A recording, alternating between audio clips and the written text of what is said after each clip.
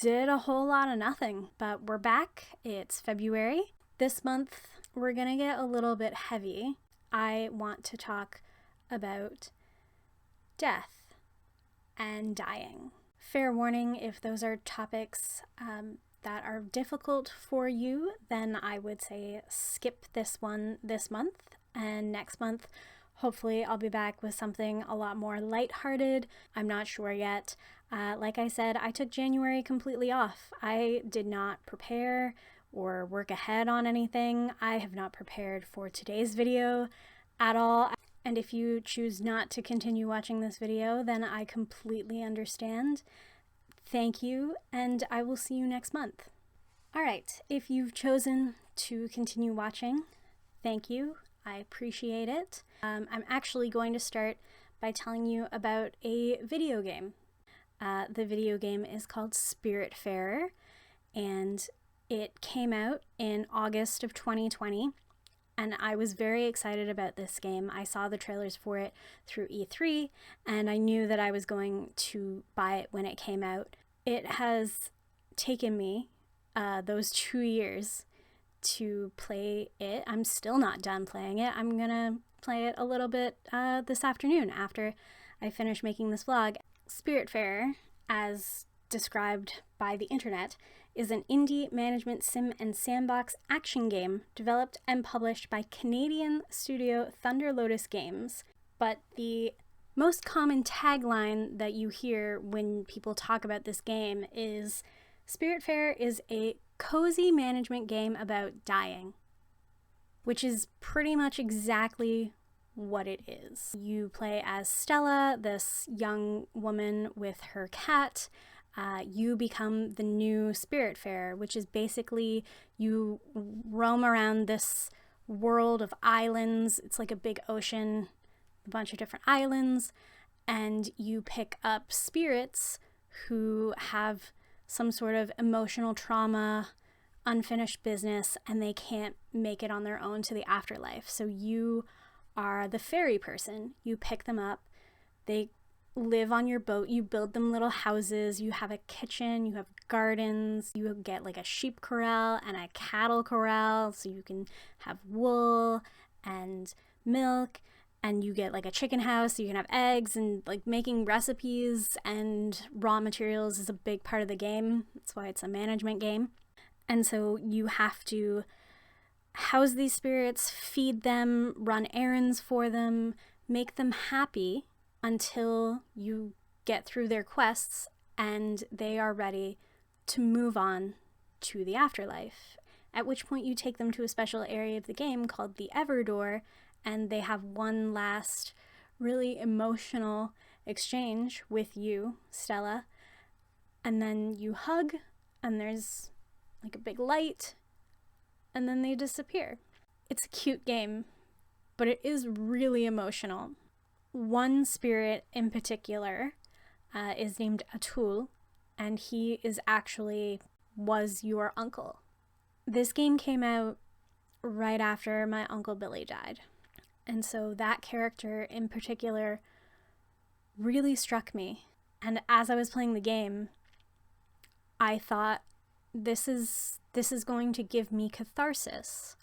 This is going to give me that feeling of closure that I didn't get because my uncle died suddenly and I was overseas and I didn't get to say goodbye. But as I was playing the game, you do a big family dinner request with Atul, and then you go to sleep, and the next morning he's disappeared. And I had to go online to make sure that I hadn't done something wrong, but that is actually part of the game. This spirit just disappears. You don't take him to the Everdoor. You don't get to have that last conversation. And when I played that part of the game, I started bawling. It mimicked my real life experience so well. And I was totally unprepared for it. And I was so mad at the game that I had to stop playing for a couple of weeks. And that's why this game has taken me like 2 years to play, because I cannot handle it sometimes. But there's another spirit, Alice, And she's like an older woman who is starting to lose her memories. And she really reminded me of my Nana. I did not post this online. My Nana passed away on January 15th of this year. Fortunately, unlike my experience with my uncle, I actually had a chance to say goodbye to her. And Alice, the character in the game, reminded me of my Nana because for the last several years, my Nana too has been forgetting things, mostly her short-term memory.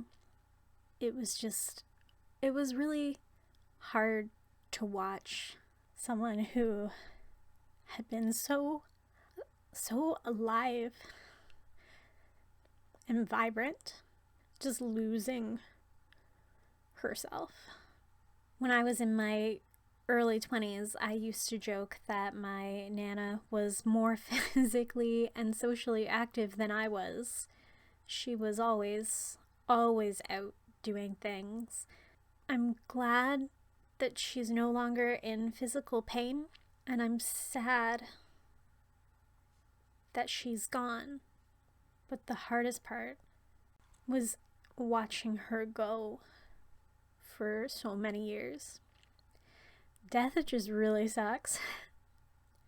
Whether someone leaves us suddenly or after many long years. When I was preteen, into my teens, and even into my early 20s, I would lie awake at night, terrified of dying. There will come a time when you cease to exist, and my whole body would just go cold with that absolute truth. And now I don't have those nights as much. I'm much better at healthy self-talk, and I can tell my stupid mind that, hey, yeah, that's true. I will die one day, but hopefully not anytime soon. And it's okay. I have lived a pretty incredible life. I have accomplished a lot of things, and I have met some pretty amazing people. I mean, it's not okay. I have so many things I still want to achieve and accomplish, but now, on the dark side of my 30s, sometimes I lay awake at night and I think everyone I love is going to die someday. And this thought fills me with the cold terror. And I'm a little less okay with that. I just have to accept that death and dying are inescapable truths. They suck, but they're not going away. And I have to remind myself that grieving is a natural process, and I have to give myself the space and the time that I need for it.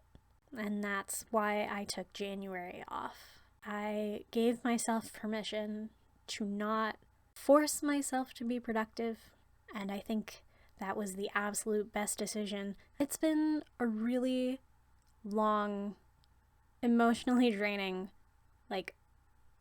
4 years. I just want to say thank you to everyone who has loved me into this moment. And until next time, stay just short of fantastic.